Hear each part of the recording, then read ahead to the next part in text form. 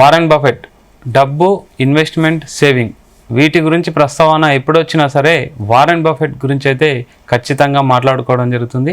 So Warren Buffett 6 దశాబ్దాలుగా అయితే ఒక కంపెనీని నడుపుతుండడం జరిగింది.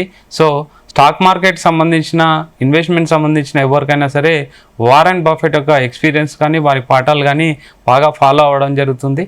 సో అలాంటి వారెన్ బఫెట్ ప్రజెంట్ 95 సంవత్సరాలు నిండిన సందర్భంగా తన షేర్ హోల్డర్స్ కానీ తన అభిమానులకు కానీ ఒక లెటర్ అయితే రిలీజ్ చేయడం జరిగింది.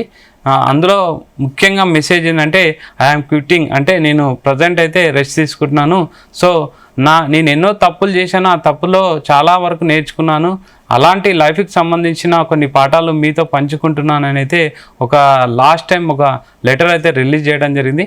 ముఖ్యంగా దానికి సంబంధించిన మనం ఒకసారి ఆ లెసన్స్ ఏందో ఒకసారి విందాం. ముఖ్యంగా ఫస్ట్ లెసన్ వచ్చేసి మీ జీవిత గమ్యం మీ చేతిలోనే ఉంది. యాక్చువల్ ఆయన ఇంగ్లీష్లో రాశాడు, కానీ మనం ట్రాన్స్లేషన్ చేసి చెప్తున్నాము. మీ జీవితం గమ్యం మీ చేతిలోనే ఉంది. నీ మరణాంతరం నీ గురించి ఏమి చెప్పాలనుకుంటున్నావో ఇప్పుడే నిర్ణయించుకో. ఆ మాటలు తగ్గట్టుగా జీవించు. జీవితంలో ఏమి కావాలో ముందే నిర్ణయించుకొని దానిని సాధించేలా నడుచుకోవాలి.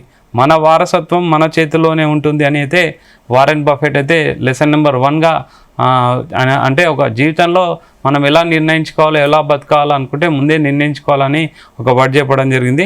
సెకండ్ లెసన్ వచ్చేసి మానవత్వమే గొప్పది, అంటే డబ్బు సంపాదించడం గొప్పది కాదు, ఇతరులకు సహాయపడడం, ప్రేమ చూపడం, దయగా ఉండడం ఇవే నిజమైన గొప్పతనం.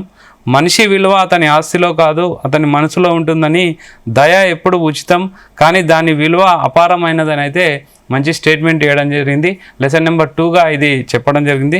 లెసన్ నెంబర్ 3 వచ్చేసి తప్పులకు భయపడొద్దు, నేర్చుకో.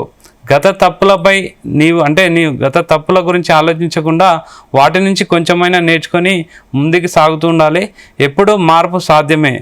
జీవితంలో తప్పులు చేయడం చాలా కామన్. వాటి నుంచి పాఠాలు నేర్చుకోవడమే అసలైన విజయానికి అయితే పునాది అని అయితే ఇంకొక మంచి స్టేట్మెంట్ ఇవ్వడం జరిగింది. నెక్స్ట్ లెసన్ నెంబర్ 4 వచ్చేసి విజయం వెనుక అదృష్టం కూడా ఉంటుంది. అంటే ప్రతి విజయం కూడా అదృష్టం అనేది కంపల్సరీ అనేది ఒక విషయం చెప్పడం జరిగింది. నేను 1930లో ఆరోగ్యంగా తెలివిగా పురుషుడిగా అమెరికాలో పుట్టాను. అది పెద్ద అదృష్టం అనేది చెప్పడం జరిగింది. మనం సాధించిన విజయాల్లో మన కృషితో పాటు అదృష్టం కూడా భాగమే.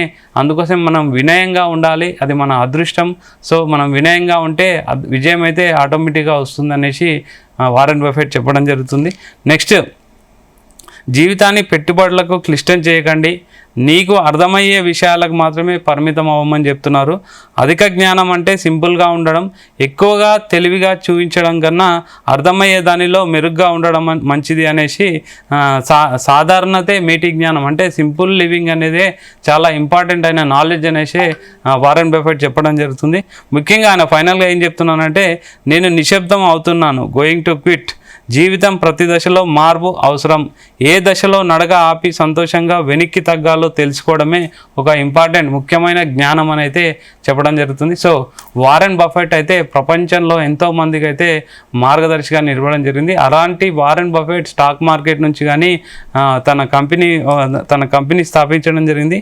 కంపెనీ పేరు వచ్చేసి బెర్క్షైర్ హాత్వే అనే కంపెనీ నుంచి వైదొలుగుతున్నట్టు తన వారసునిగా వేరే అతను అయితే ప్రకటించడం జరిగింది. సో వెళ్తూ వాళ్ళ షేర్ హోల్డర్స్ కానీ అభిమానులకు కానీ అయితే లైఫ్కి సంబంధించిన 5 ముఖ్యమైన పాఠాలు అయితే చెప్పడం జరిగింది. చాలా ఇంట్రెస్టింగ్గా ఉన్నాయి. అందరూ ఇలాంటి పాఠాలు నేర్చుకుంటే మాత్రం లైఫ్ లీడింగ్ అయితే చాలా ఈజీగా ఉంటుందని అయితే నెట్లో అయితే బాగా వైరల్ అవుతుందని జరిగింది.